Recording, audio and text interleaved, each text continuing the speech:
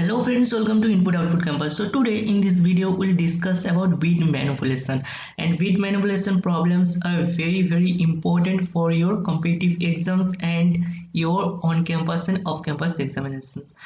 So these types of questions seems to be difficult, but once you learn it how to solve these types of questions, then you feel that this is very easy. So today we'll discuss about a simple bit manipulation problem, and in the upcoming few videos we'll also discuss about bit manipulation problem. Okay, so today we'll discuss about counting bits. Okay, so given an integer n, you will be given an integer n. Okay, you have to return an array answer of length n plus 1 such that for each I, answer of I is the number of ones in the binary representation of I. So here you can see our n value is 2 and our output is 0 1 1. So how our output will be 0 1 1? So if you see here, we have to return an array. So in the output there will be an array of length n plus 1, and the length of our output is n plus 1, that is 3. Okay, such that for each I, and I is between 0 to n, that means you are given n equals to 2. So you have to count from 0. So first for 0, then for 1, and then for 2. So in the binary representation of 0, the number of ones in 0 is 0. So the binary representation of 1 is 1. So the number of 1 is also 1. And for 2, the binary representation of 2 is 1 0. And here the number of 1 is 1. So our output will be 0 1 1. Okay, so this is the output 0 1 1. Okay, let's see another example here. So here you can see our n value is 5 and our output is of length 6. You can see 0 1 2 3 4 5. So this is length 6. So now we will calculate from 0 to 5. So from 0 to 5 and its binary representation. So 0's binary representation is 0 and the number of 1 is 0. Okay, so let's write here the number of 1 in this bracket. So number of 1 for 0 is 0, and for 1 the binary representation of 1 is 1 and the number of 1 is 1. And for 2 also the binary representation is 1 0, and here in this binary representation the number of 1 is 1. And in 3 the binary representation is 1 1, so here the number of 1 is 2, so here will be 2. And for 4 the binary representation is 1 0 0 and the number of 1 is 1, so here will be 1. And similarly for the 5 also, the binary representation of 5 is 1 0 1 and hence the number of 1 is 2. Okay, so our output will be 0 1 1 2 1 2. So here you can see 0 1 1 2 1 2. Okay, now how we'll write the code for this problem? Okay, so this is a very simple problem and we can easily write the code for this problem. So you can see here for every times it starts from 0 and the number of ones for 0 is 0. Okay, for this example also the number of 1 for this 0 is 0. So we'll store the result, this output result, in a vector, and the 0th position of this vector will be 0 because we will initialize it as 0, because for every time this is 0. So this is our first step. Next we will calculate for 1 to n. Okay, so for that we will write a for loop, and for index 1 the number of ones will be v of 1. So v of 1 is equals to v of 1 divided by 2 plus 1 percentile 2. So here 1 is variable and it will be changed for every time. And if you calculate this, so v of 1 by 2. So v of 1 by 2, that is v of 0. So what is the value of v of 0? So we know the previous value, that is v of 0 was 0, so here will be 0, and then 1 percentile 2, so 1 percentile 2 equals to 1, so 0 plus 1, which is 1. Okay, so similarly for v of 2,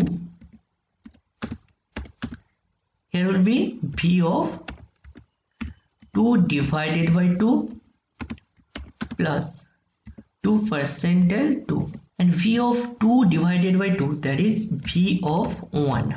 Okay, so what is the value of v of 1? V of 1 is equals to 1, so here we'll write 1 plus 2 percentile 2, 2 percentile 2 equals to 0, that is 1 plus 0, which is 1. Okay, so our output will be 0 1 1, and this is our expected output 0 1 1. Similarly, you can check this for this example also. So before going to the solution, please pause the video and please try to write the code by your own, because this is the concept and you can easily write the code using this concept. Okay, so let's write the code here. So first of all, select here C++14 and then write the basic format here, and you know how to write the basic format. So let's include bit slash standard C++.h using namespace standard, and first of all write the main function here, and inside this main function we'll write integer n, and we'll take the inputs from the user. So for that write here cin n, so it will take the inputs from the user. Now we'll write a function where we'll do all the operations. Suppose the name of the function is count bits, so write here count bits. Okay, so inside this pass this n. Okay, so now you have to write this same function before this main function. Okay, so for that write here count bits, and this is the integer n. Okay, so what will be the return type of this function count bits? The return type will be vector, because in our output we have to show an array. Okay, so we'll store all this result into a vector and finally we'll return the vector. So for that our return type will be vector here. Okay, so write here vector, and the type of the vector is integer, because we want to return the integer value inside the vector. Okay, now write a vector here where we will store all the result. Okay, so write here vector, and then write the data type of the vector, that is integer, and then the name of the vector. Suppose the name of the vector is v and the length of the vector is n plus 1. So this is the length of the vector, and first we will initialize the 0 position of the vector with 0. Okay, that is v of 0 equals to 0.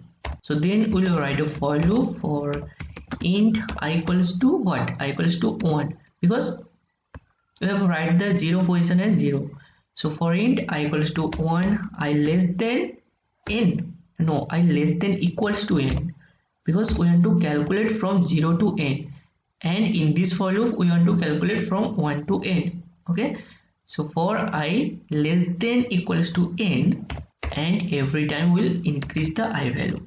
Okay, now inside this for loop we'll write this formula, that is this formula here, this 1, this 2, these are the variable.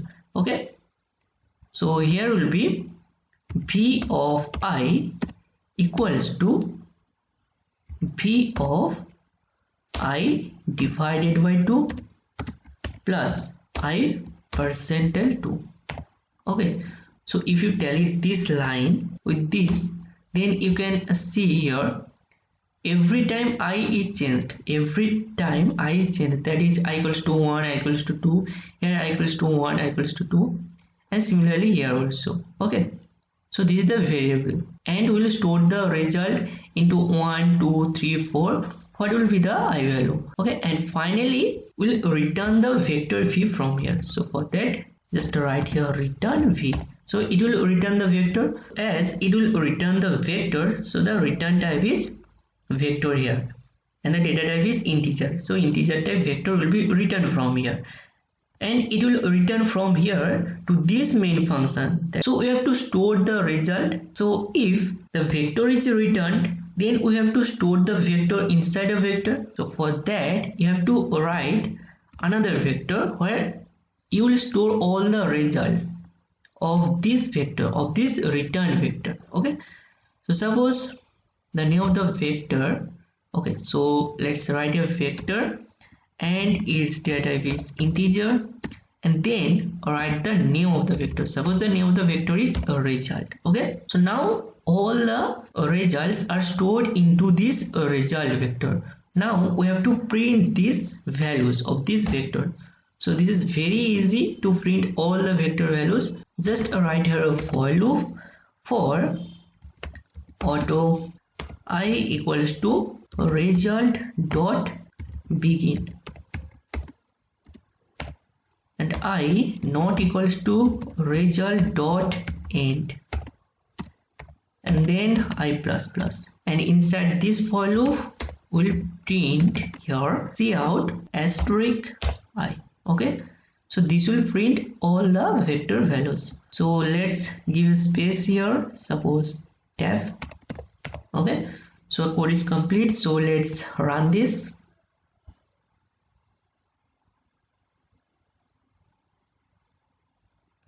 So we have to give your input, suppose 2, and let's see, and our output is 0, 1, 1, and here you can see for 2 our output was 0, 1, 1. So let's check it for another inputs like n equals to 5. Okay, let's run it again.